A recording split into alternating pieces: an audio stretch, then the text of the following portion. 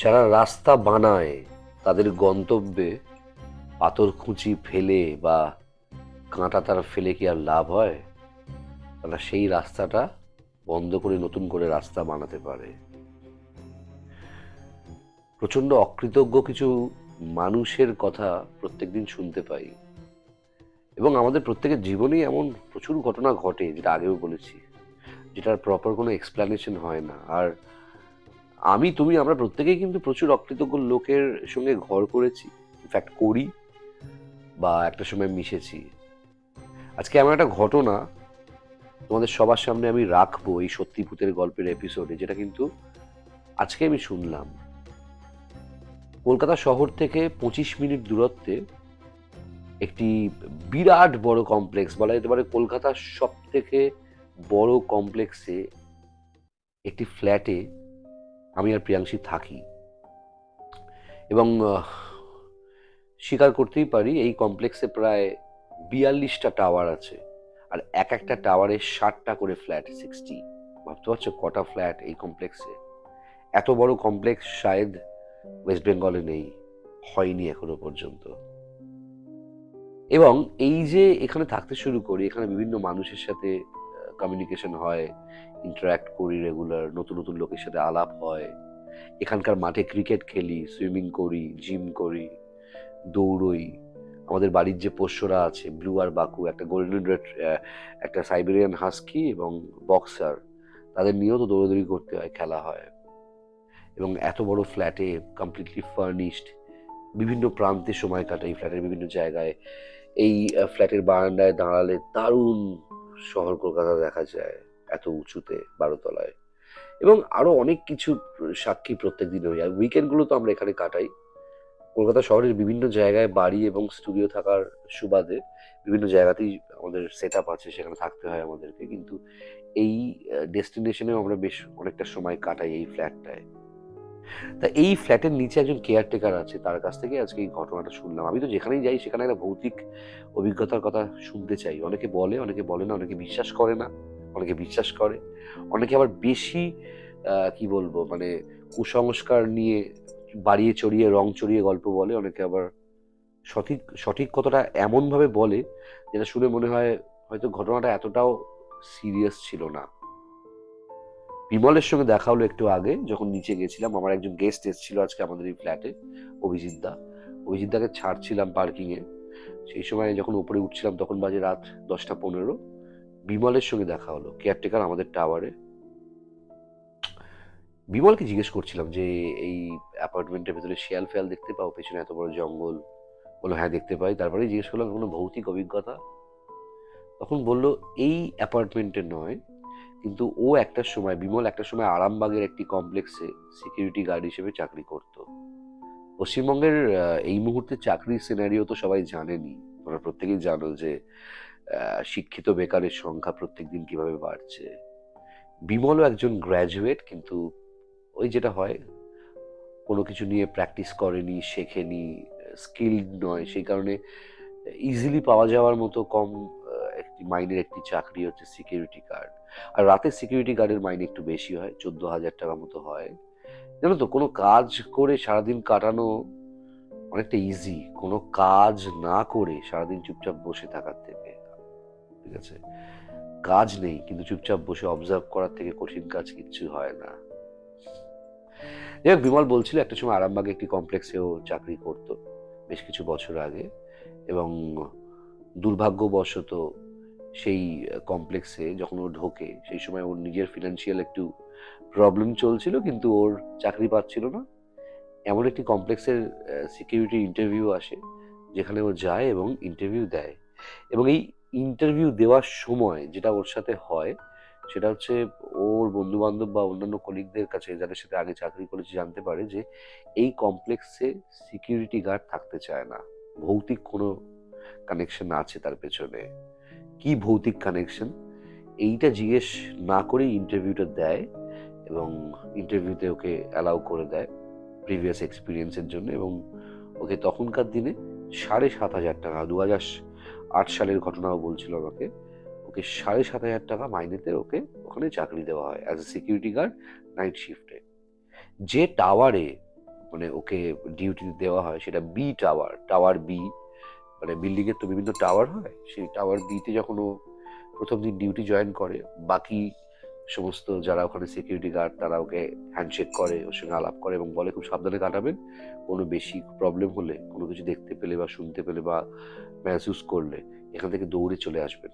আমরা এই দক্ষিণ দিকের এই ছোট্ট মেনটেনেন্স রুমে থাকি, রাতের বেলা তো সিকিউরিটি গার্ড হিসেবে কাজ করতে পারি না, এত মশা, তাই এখানে বসি আমরা, তুমি এখানেই চলে আসবে কোনো প্রবলেম হলে, আর এমনিও আসতে পারো। ও তখন বলেন আমি কাজ করতে এসেছি, আমি এখানে ঘুমোতে আসিনি বা আমি আড্ডা মারতে আসিনি বা তাস খেলতেও আসিনি বলে বিমল কাজ শুরু করে। এবং এ এমন একটা লোক বিমল যাকে অজাত শত্রু বলা যায়। বিমল বলছিল বিমলের নাকি কোনো শত্রুই নেই। যাই হোক, প্রথম দিন ডিউটিতে কোনো প্রবলেম হলো না, সেকেন্ড দিনও কোনো সমস্যা হয়নি, এবং 1 সপ্তাহ 10 দিন কাজ করতে করতে হঠাৎ করে সিকিউরিটি মানে ওই যে বি ব্লকে মানে বি টাওয়ারের নিচে যে বসেছিল, হঠাৎ করে মনে হলো লিফটে করে কেউ একটা রাত্রির 2:45 নাগাদ ওপর থেকে নিচে নামছে।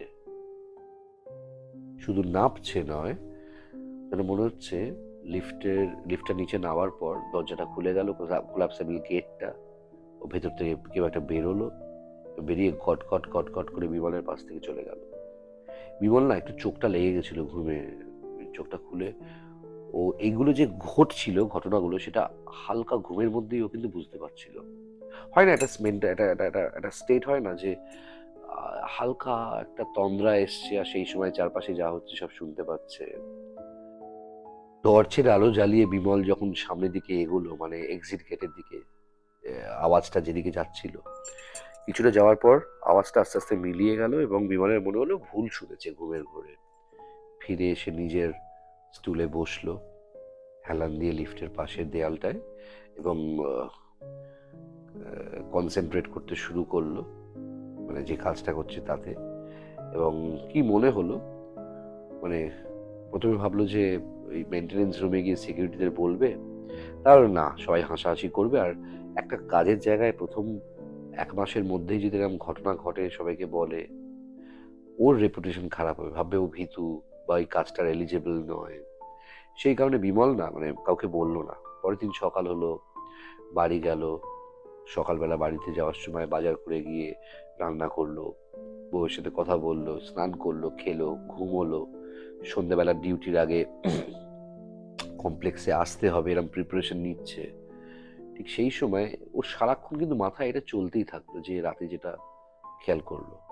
ঠিক সেই সময় ওর মানে কি বলবো, ওর মাথায় না এটা এলো যে না, চিন্তা ভাবনাটা মাথায় আসছে, কারণ এরকম একটা হয়তো বাজে স্বপ্ন দেখেছি আগের দিন রাতে বা ভুল ধারণা মাথায় সারাক্ষণ, তো লিফটে করে লোকে নামছে, ঢুকছে বেরোচ্ছে, এইগুলো মাথায় বসে গেছে শব্দটা। ইনিশিয়ালি তো এটা কাজটা খুব হেক্টিক, তাই ভুল ধারণা এটা বা ভুল শুনেছে। যাই হোক, কাজে গেল। এই কাজে যাওয়ার পর আবার যখন ঢুকলো দেখলো মেনটেনেন্স রুমের বাইরে দাঁড়িয়ে সব তাস খেলছে বেশ কিছু সিকিউরিটি, নিজেদের সমস্ত টাওয়ারগুলো থেকে বেরিয়ে এসে ওখানে তাস খেলছে। এবং কাজে ফাঁকি যাকে বলা হয়, আর বিশেষ করে বাঙালিদের তো নেচার আছে, আমি নিজেও ফাঁকি দিই কাজে। এনিওয়ে, এরম করতে করতে বেশ কিছুক্ষণ সময় কাটলো। ওর ডিউটি আওয়ার্সে প্রায় 0.5 ঘন্টা আগে ঢুকেছিল। ডিউটি আওয়ার শুরু হলো, ইউনিফর্ম পরে নিল, পরে নেওয়ার পর বসলো নিজের চেয়ারে, এবং ওর কাছে অত ভালো অ্যান্ড্রয়েড ফোনও নেই যে ও সেখানে ইউটিউবে ভিডিও দেখবে জিওর ইন্টারনেট কানেক্টিভিটি থেকে ফ্রিতে। তাই ও যেভাবে সময় কাটছে, একটা ছোট্ট ভগবত গীতা পকেটে নিয়ে যায়, সেটা পড়ে, ছোট সাইজের মহাভারত নিয়ে গিয়ে পড়ে, এরমভাবে দিন কাটতে থাকলো। কোনো আওয়াজ নেই, কোনো প্রবলেম নেই, কিছু নেই। হঠাৎ করে একদিন ওখানে ডিউটি আওয়ার্সে, মানে তখন বাজে রাত 12টা 12:30, নাকে একটা গন্ধ এলো, একটা পোড়া গন্ধ এটা এলো। সে পোড়া গন্ধটা আস্তে আস্তে এতটাই তীব্র হতে থাকলো, বিমলের মনে হলো সামনে কোথাও আগুন লেগেছে এবং কোনো কিছু পুড়ছে। আস্তে আস্তে সেই পোড়া গন্ধটা কনভার্ট হলো চুল পোড়ার গন্ধে, যেন মনে হচ্ছে মানুষের গোটা দেহ জ্বলছে বা চুল পুড়ছে, যে গন্ধটা হয়, সবাই নিশ্চয়ই রিলেট করতে পারছো।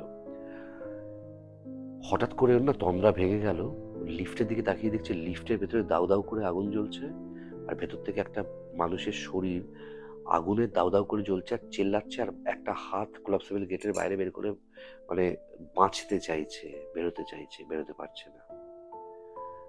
এই সিনটা দেখে ও লিফটের দিকে হাতটা বাড়াতে গেল, এমন জোরে ছ্যাঁকা খেলো হাতে আগুনের, সেন্সলেস হয়ে গেল। যখন ওর জ্ঞান ফিরলো তখন অনেক সকাল, বাইরে আলো ফুটে গেছে। ওই বিল্ডিং এ একজন দুধ দিতে আসতো, মানে ওই তোমার মানে কমপ্লেক্সে, সে চোখে জলের ছিটে দিয়ে বিমলকে তুললো এই অজ্ঞান স্টেট থেকে। তোলার পর বিমল উঠে বসলো, তাকে সব ঘটনা বলল। সে বিমলকে বলল, কি হয়েছে নাকি, এইগুলো কি স্বপ্ন দেখেছো নাকি? বলছে না, এরকম হয়েছে। বলছে তুমি এখানে এই অ্যাপার্টমেন্টে তুমি যে ঢুকেছো, চাকরি করছো, তুমি জানো না এখানে কি ঘটনা ঘটেছে? বলছে না, আমি জানি না। আমার জেনেও বা কি লাভ, আমি দিন আনি দিন খাই, মধ্যবিত্ত, নিম্ন মধ্যবিত্ত একটা মানুষ, আমার পরিবার আছে বসে, ছেলে মেয়েকে স্কুলের ফিস দিতে হয়, আমাদের খিদে পায়, আমাদের খাবার দাবার কিনতে হয়, যত খারাপভাবেই বাঁচি না কেন খরচা তো আছে। কি ঘটনা বলুন তো? তখন সেই লোকটা বললো, আজকে আমি বলতে পারবো না, আমার তাড়াহুড়ো আছে, পরে কোনো এক সময় বলবো। এই কথাটা যখন বললো না দুধওয়ালা, তিনি খেয়াল করলেন পাশ থেকে কোনো একজন সিকিউরিটি সুপারভাইজার দেখছিল তার দিকে। সুপারভাইজার দৌড়ে এলো বিমলের কাছে, এসে বললো, কি হয়েছে, কি হয়েছে, কি হয়েছে, চোখে মুখে জল কেন? বলছে না না, আমি আসলে প্রেশারটা ফল করে গেছিল। বলে, ওকে কি জিজ্ঞেস করছিলে তুমি, এই দুধওয়ালাকে? বলছে না না, আমি জাস্ট, উনি এসে চোখে মুখে জল দিয়ে আমাকে তুললো। বলছে, বিমল এভাবে কিভাবে চলবে, তুমি এই যে রাতে এখানে কাজ করতে এসে তুমি যে ঘুমিয়ে পড়ছো, কাজ তো সিকিউরিটি গার্ড হিসেবে এখানে সবকিছু দেখভাল করা, কে ঢুকছে কে বেরোচ্ছে, তুমি এভাবে ঘুমিয়ে পড়লে, প্রেশার ফল করে গেলে, এখানে যদি চুরি ডাকাতি হয় তোমার ঘাড়ে তো দায়িত্ব পড়বে। এই যে তুমি এখানে চাকরিটা পাওয়ার সময় তোমার সমস্ত আইডি কার্ড জমা রেখেছিলে, তোমার বাড়িতে পুলিশ যাবে যদি কোনো ঘটনা ঘটে, তুমি যেভাবে ঘুমিয়ে পড়ছো। বলো না স্যার, এটা লাস্ট, আর কোনোদিন হবে না, খুব প্রবলেমের মধ্যে পরিবারে আছে, ইনকামটা খুব দরকার, আমাকে এভাবে দাঁড়াবেন না। বলো না, ঠিক আছে, তোমায় একটা সুযোগ দিচ্ছি। সেদিন রাত ওই 1:45 বা দুটো দুটো নাগাদ বিমল হঠাৎ করে আবার আওয়াজটা পেল, লিফটের ওপর থেকে কেউ নামছে। সেদিন না চোখে ভালো করে জলের ছিটে সঙ্গে সঙ্গে দিয়ে দিল, যে লিফটের দরজার সামনে শরীরের সমস্ত সাহসের ভর করে গিয়ে বিমল দাঁড়ালো। দাঁড়াতেই বিমল খেয়াল করলো লিফটটা ওপর থেকে নামলো, কিন্তু লিফটের ভেতরে কেউ নেই। ওই অবস্থায় বিমল দেখলো লিফটের দরজা খুলে যাচ্ছে, জুতোর আওয়াজ, বাইরে বেরিয়ে কেউ একটা লিফটের দরজা বন্ধ করে দিল, কিন্তু কাউকে দেখা যাচ্ছে না সামনে। বিমল বুঝতে পারলো এখানে নিশ্চয়ই কোনো ভৌতিক কোনো ঘটনার সাক্ষী আছে এই লিফট।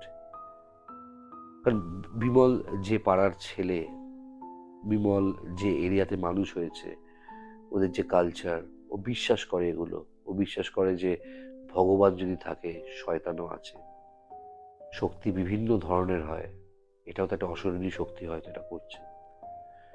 কিছুক্ষণ পর বিমল দেখলো লিফট থেকে যখন বেরিয়ে গেল, বিমল চোখে মুখে দেখাচ্ছিল কোনো ভয় পাচ্ছে না, কিন্তু একটু তো ভয় ছিল। মাথাটা ঘুরিয়ে যখন নিজের চেয়ারে বসতে গেল, দেখলো একটা শরীর, মাথার চুল থেকে পায়ের নখ অব্দি পোড়া, দগদগে পুরো জ্বলন্ত একটা শরীর। চোখের পাতাগুলো তখনও পুড়ে ছাই হয়ে গেছে, চোখের কোঠরের ভেতর থেকে আগুনের মতো দুটো চোখ বেরিয়ে বিমলকে বলল, আমাকে চেনো তুমি, চেনো আমাকে? বিমল সঙ্গে সঙ্গে মনের সমস্ত সাহস এক করে অভিনয় করতে শুরু করলো। বললো, না, আপনাকে চিনি না, আপনি আপনার ঘটনাটা বলুন, কে আপনি? এই যে প্রত্যেকদিন আমি এখানে কাজ করতে এসেছি, আপনি আমাকে কাজ করতে দেবেন না? আমি কি রোজগার করবো না? আমার পরিবার কি না খেতে পেয়ে মারা যাবে? জানো আমার সাথে কি করেছিল তোমাদের সুপারভাইজার? বিমল জানতে পারলো পুরো ঘটনাটা। 2005 সালে যখন এই কমপ্লেক্সটা খোলে, সেই কমপ্লেক্সটা খোলার পর একজন বয়স্ক এখানে লিফটম্যান ছিল, যার দায়িত্ব ছিল 11 তলা থেকে 1 তলা অবধি লিফটে মানুষকে নামানো এবং ওঠানো। খুব রেসপন্সিবল সিনিয়র মোস্ট একজন লিফটম্যান ছিল, এবং এই কমপ্লেক্সের লোকরা তাকে এত ভালোবাসতো, নিজেদের বাচ্চাদেরকেও মাঠে নিয়ে যাওয়ার জন্য মাঝে মাঝে লিফটম্যানকে তার অফ ডিউটির সময়গুলোতে তাকে কাজে লাগাতো, তাকে এক্সট্রা কিছু পয়সা দেওয়া হতো। এবং এই লিফটম্যান প্রচুর মানুষের গাড়ি ধুয়ে এক্সট্রা ইনকাম করতো। এবং এই ভদ্রলোক, তার নাম সলিল, এই ভদ্রলোক মানে খুব খারাপভাবে মৃত্যুবরণ করেছিলেন। লিফটের ভেতরে কেউ একটা সিগারেট খেয়ে ভেতরে ফেলে দিয়েছিল। সেই সিগারেটের ছোট পোড়া টুকরোটা থেকে লিফটের ভেতরে আগুন ধরে যায়। এবং সিসিটিভিতে যার ফুটেজ ধরা পড়েছিল, যে সিগারেটটা খেতে খেতে লিফটে উঠেছিল, সে নিজের সমস্ত রেফারেন্স সোর্স খাটিয়ে সিসিটিভির সমস্ত ফুটেজ মুছে দেয়। এবং এই পুড়ে যাওয়া ভদ্রলোকের ঘাড়ে দোষ পড়ে যায়। তিনি তখন বেঁচে ছিলেন, শরীরে জ্বলন্ত এই শরীর নিয়ে তার গায়ে দোষ পড়ে যায়। সে বিড়ি খেতে খেতে লিফটে উঠে তার বিড়ি থেকে আগুন ধরেছিল এবং তার পরিবার কোনো ক্ষতিপূরণ পায়নি। সেই ভদ্রলোকের নাম সলিল দত্ত। তার প্রেতাত্মা এসে এই গল্পটা পুরোটা বলল। অশরীরী সলিল দত্তের কাছে তার মৃত্যুর এই ভয়াবহ অভিজ্ঞতার কথা শুনে বিমল না স্তম্ভিত হয়ে গেল। অনেকক্ষণ ধরে না সে ভাবতে পারছিল না যে এই যে লাইফ আফটার ডেথ, যে স্টেটটা, সেটা কিভাবে মেনে নেবে। এগুলো কি সত্যি ঘটছে ওর সামনে, নাকি ও স্বপ্ন দেখছে? এই সমস্ত কথা ভাবতে ভাবতে জ্ঞান হারিয়ে ফেলল। কিছুক্ষণের মধ্যেই জ্ঞান ফিরল। জ্ঞান ফেরার পর দেখলো চারপাশে সবকিছু ঠিকঠাক। লিফটের ভেতর থেকে আগুনও বেরোচ্ছে না। ওর চেয়ারেও ও বসে আছে, দেয়ালে হেলান দিয়ে ঘুমোচ্ছিল। এবং ওর মনে এরকম একটা প্রশ্ন এলো, তাহলে কি যেগুলো শুনলাম সেগুলো সব ভুল? আর দুদলাই বা কি একটা আমাকে বলতে চাইছিল, যেটা বললো না। কিছুক্ষণের মধ্যে না ও বাইরে একটু পায়চারি করতে গেল, মানে ওই কমপ্লেক্স থেকে বেরিয়ে, ওদের টাওয়ার থেকে বেরিয়ে পায়চারি করতে করতে সামনে একটা গাছ দেখলো, কুল গাছ। সেই কুল গাছের ওপরের ডাল থেকে কি একটা ওকে বলে উঠলো, আমি এখানে, এদিকে এসো, নিচে এসো, পাখিটা শুনবে না? বিমল দেখলো সলিল দত্তের প্রেতাত্মা গাছের ওপর পা দুলিয়ে বসে আছে। সে সামনে যেতেই প্রেতাত্মা ওপর থেকে নামলো এবং বলল, ভয় পেও না, আমাকে দেখে আমার গলার আওয়াজ শুনে তোমার গায়ের লোম খাড়া হয়ে গেছে, গায়ে কাঁটা দিচ্ছে, তাই তো? ভয় পেও না, তুমি বড় ভালো মানুষ, তাই তোমার কোনো ক্ষতি আমি করব না। আর বাবা, আমরা প্রেতাত্মারা কোনো ক্ষতি করতে পারি না। আমরা সবসময় মানুষের মাথার ভেতরে ঢুকতে চাই। সবাই তো সমান হয় না। আমি তো কখনোই কারোর ক্ষতি চাইনি। এই যে আমি চলে গেছি কত বছর আগে, এই যে আমার মৃত্যুর পরেও আমি তো এই জায়গাটা ছেড়ে বেরোতে পারছি না বাবা। আমার হয়ে গয়ায় পিণ্ডি দিয়ে দেবে? তখন বিমল বলে, আমি তো আপনার হয়ে গয়ায় পিণ্ডি দিয়ে দেবো, ঠিক আছে, কিন্তু যে এই অপরাধটা করেছিল এবং আপনার নামে দোষ চাপালো, তার কি অবস্থা? বলছে, বাবা, তার জন্য আমার পরিবারটা পথে বসে গেছে। আমার বউ, আমার মেয়ে বিয়ে দিতে পারিনি, পড়াশুনোও করাতে পারলাম না, খুব খারাপ অবস্থার মধ্যে আছে, কোনো ক্ষতিপূরণ নেই, কেউ চাকরি পায়নি, রাজ্যের কি অবস্থা জানো তো? বিমল বলল, আপনি চিন্তা করবেন না, আমি নিজে গয়া গিয়ে পিণ্ডি দেবো, এবং শুধু তাই নয়, আমি এখানে সমস্ত বড় বড় নিউজকে ডেকে যতটুকু যোগ্যতা আছে আমি সবার সামনে ঘোষণা করে দেব যে এত বছর আগে এখানে যে ঘটনাটা ঘটেছিল, লিফটে আগুন জ্বলে গেছিল এবং প্রচুর টাকার ক্ষতি হয়েছিল কমপ্লেক্সের, আপনার মৃত্যু হয়েছিল, তার জন্য আপনি দায়ী নয়, আপনাকে অপরিকল্পিতভাবে খুন করা হয়েছে। হ্যাঁ, কেউ হয়তো ইচ্ছে করে আপনাকে খুন করেনি, কিন্তু তার অন্য কেউ দায়ী। আপনি নামটা বলুন, কে? আপনি নামটা বলুন। আমার মৃত্যুর জন্য যে দায়ী তার নাম অভিষেক চ্যাটার্জি। বলছে, অভিষেক চ্যাটার্জি মানে পি টাওয়ারের 311 ফ্ল্যাট? বলছে, হ্যাঁ। বলছে, একটু আগেই তো এখান থেকে নামলো মদ্যপ অবস্থায়, কয়েকজন মহিলাকে নিয়ে এখান থেকে বেরোলো গাড়ির দিকে। বলছে, হ্যাঁ, ওই ওই সিগারেটটা খেয়ে ভেতরে জ্বালিয়েছিল। পরের দিন প্রেস কনফারেন্স করেছিল এবং যদিও প্রেস কনফারেন্সের কোনো যৌক্তিকতা কোনো সাংবাদিক খুঁজে পায়নি, এবং এই প্রেস কনফারেন্স করার পরেও চাকরি চলে গেছিল ওর।